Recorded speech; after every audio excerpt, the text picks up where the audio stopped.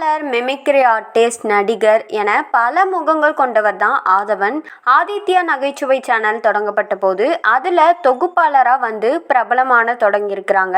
கொஞ்சம் நடிங்க பாஸ் அப்படின்ற நிகழ்ச்சி இவருக்கு ரொம்பவே பெயரை கொடுத்தது அப்படின்னு சொல்லலாம். அதற்கு முன்னாடி ரேடியோ தொகுப்பாளரா இருந்து ஆதித்யாவுக்கு தொகுப்பாளரா வந்தவர் தான் விலாசினி. இவருக்குமே டப்பிங் கலைஞன்ற இன்னொரு அடையாளமும் இருக்குது. வருத்தப்படாத வாலிபர் சங்கம், காக்கி சட்டை ஆகிய படங்கள்ல நடிச்ச ஸ்ரீதிவ்யாவுக்கும், கேடி பில்லா கில்லாடி ரங்கா படத்துல நடிச்ச ரெஜினாவுக்கும், பொதுவாக எம்மனசு தங்கம் படத்துல நிவேதா பெத்துராஜ் ஆகியோருக்கும் வாய்ஸ் கொடுத்திருக்கிறாங்க. இவங்க இசையமைப்பாளர் இளையராஜாவுடைய மைத்துனருடைய மகளும் கூட. ஆதவனுக்கு வேறொரு பெண்ணுடன் ஏற்கனவே திருமணமாகி விவாகரத்து ஆகியிருந்தது. விலாசினியோ விவாகரத்து ஆனவங்க தான். ரெண்டு பேருமே தங்களுடைய முதல் திருமண உறவுல இருந்து சட்டப்பூர்வமா வெளியேறிட்டாங்க.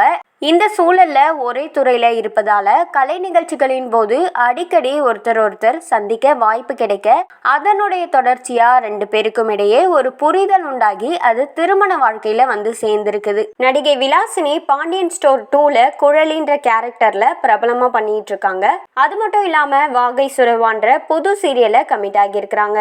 சமீபத்துல ஆதவன், விலாசினிக்கு குழந்தை பிறந்திருக்கு. அந்த குழந்தையுடைய முதல் பர்த்டேவை சிறப்பாக கொண்டாடி இருக்கிறாங்க. அந்த வீடியோ சோஷியல் மீடியால வைரல் ஆகியிருக்கு. அதன் மூலயமா தான் இவங்க ரெண்டு பேரும் ஹஸ்பண்ட் அண்ட் ஒய்ஃப் ஆன்ட்டு ரசிகர்கள் அனைவருமே ஷாக்ல அவங்களுடைய கருத்துக்களை பதிவிட்டு வந்தாங்க. இவங்களுடைய நெருங்கிய வட்டாரத்துல இவங்களுக்கு இன்னும் திருமணமாகல, கல்யாணத்துக்கு முன்னாடியே லிவிங் ரிலேஷன்ஷிப்ல இருந்தாங்க. இப்ப இவங்களுக்கு குழந்தையும் இருக்குதுன்னு சொல்லியிருக்கிறாங்க. இவங்களுக்குள்ள ரகசிய திருமணமா நடந்ததா இல்ல லிவிங் ரிலேஷன்ஷிப்ல இருந்தாங்களா அப்படின்றது தெரியல. ஆனா ரெண்டு பேருக்குமே முதல் திருமண வாழ்க்கை ரொம்பவே கசப்பான ஒரு அனுபவமா தான் இருந்திருக்குதாம். இந்த இரண்டாவது திருமண வாழ்க்கையில அவங்க நல்லா இருக்கணும்னு இவங்களுடைய ரசிகர்கள் வாழ்த்துக்களை தெரிவிச்சிட்டு வராங்க.